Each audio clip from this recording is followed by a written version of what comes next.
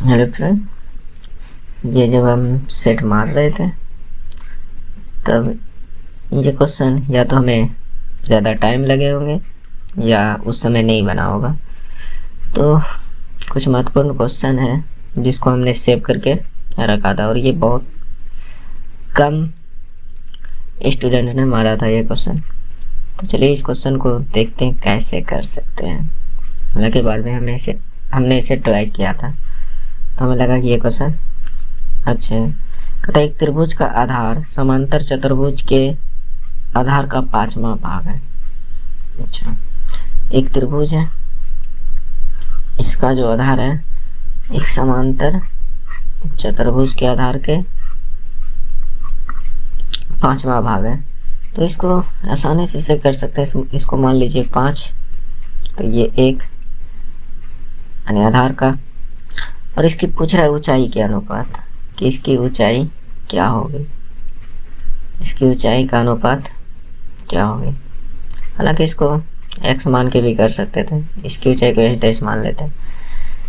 तो यहाँ पे त्रिभुज का क्षेत्रफल कर रहा है, दोनों का क्षेत्रफल समान है, तो त्रिभुज और समांतर चतुर्भुज के संगत ऊंचाइयों का अनुपात क्या होगा। चलिए इसकी ऊंचाइयों को समझते हैं।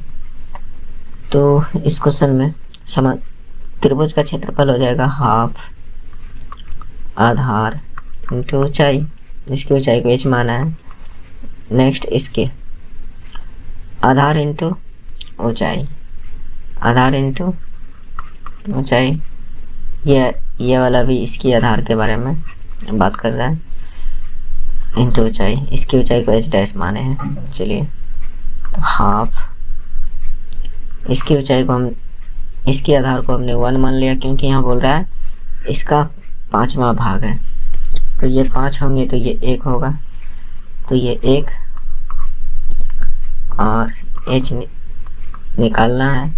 इसकी आधार 5 और इसकी h', तो यहाँ से h/h' बराबर क्या निकल जाएगा, 5 दूनी 10/1।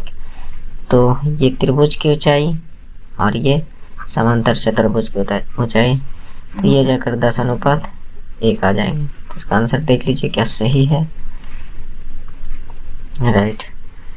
चलिए नेक्स्ट प्रश्न को करने का प्रयास करते हैं। और एक प्रश्न हमने देखा था कि अच्छे लेवल का था, फिलहाल इसको हटा दें।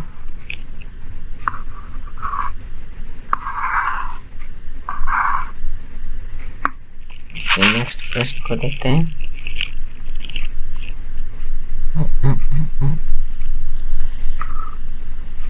ये वाला नहीं, ये भी नहीं, लोग कीजिएगा ये क्वेश्चन, इसको मात्र कुछ ही % लोगों ने मारा था। चलिए इस क्वेश्चन को देखिए।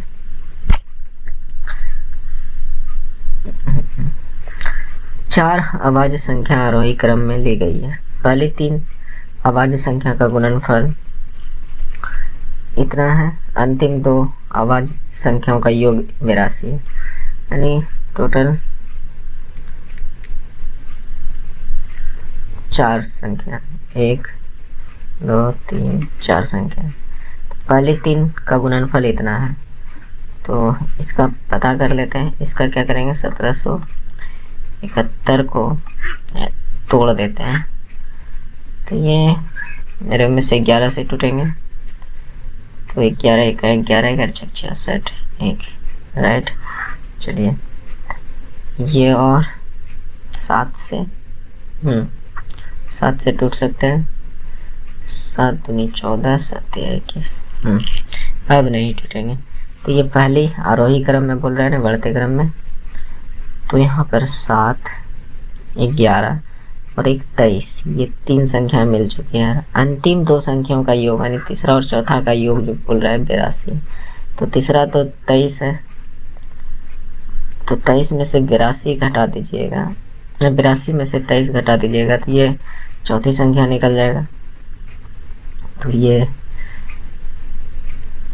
घटाने पर ये 9 और 7 में 2 गया 5, 59, तो अब जो पूछ रहा है अंतिम दो संख्याओं का गुणनफल, यानी इसका गुणनफल करके देख लीजिएगा। इसका आंसर इतना आ जाएगा 1357। 1357 इसका सही आंसर आ जाएगा। तो ये दो प्रश्न हमें लगा कि ये ठीक ठाक है और सबको करनी चाहिए इस तरह के प्रश्न।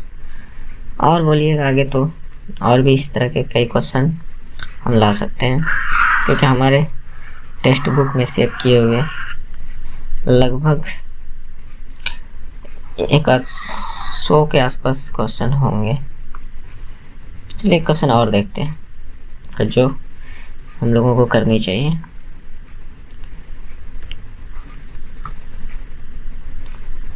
चलिए इसको देख लेते हैं।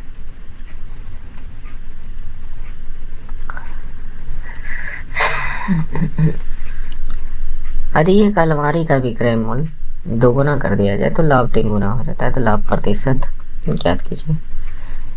तो मान लीजिए अलमारी का विक्रय मूल्य y होगा, यानी SP मान लेते हैं y और CP x, यानी CP मतलब कॉस्ट प्राइस यानी क्रय मूल्य, SP मतलब सेलिंग प्राइस यानी विक्रय मूल्य। तो लाभ ये हो जाएंगे। ओके, तो पुनः बोल रहा है कि इसकी विक्रय मूल्य को दुगुना कर दिया जाए, यानी ये जो SP है इसको दुगुना कर दिया जाए 2y,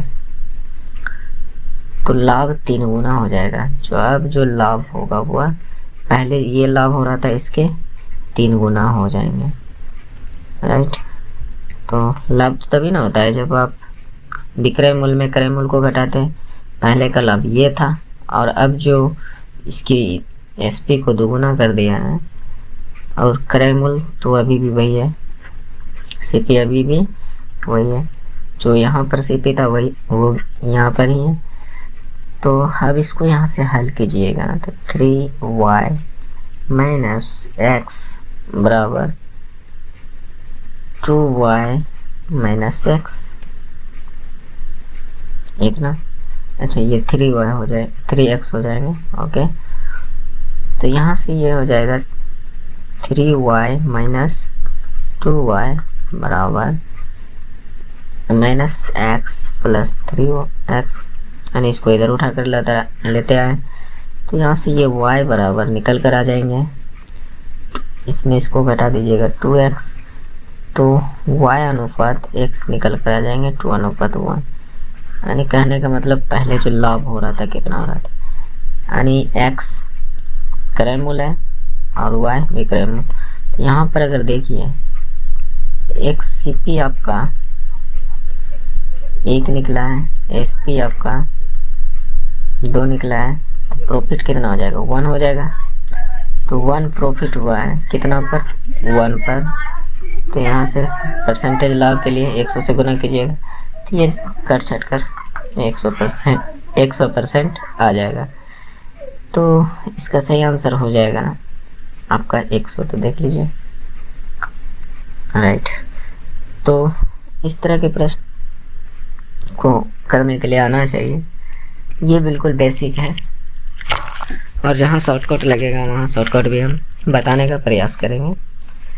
तो आप लोग से आग्रह करते हैं कि चैनल को सब्सक्राइब कर लीजिएगा, क्योंकि हम कुछ अच्छे और नए कॉन्सेप्ट को लेकर आएंगे जिससे आप लोग हो सकता है वंचित हो, और अगर जानते भी हो सकता है आपका तरीका कुछ और है, मेरा तरीका कुछ और है, तो एक नया तरीका सीखने के लिए मिल सकता है, या इसकी कोई और तरीका होगा तो आप हमें सजेशन कीजिएगा, तो हम भी उस तरीके को समझने का कोशिश करेंगे। तो मिलते हैं दोस्तों नेक्स्ट वीडियो के साथ। जय हिंद।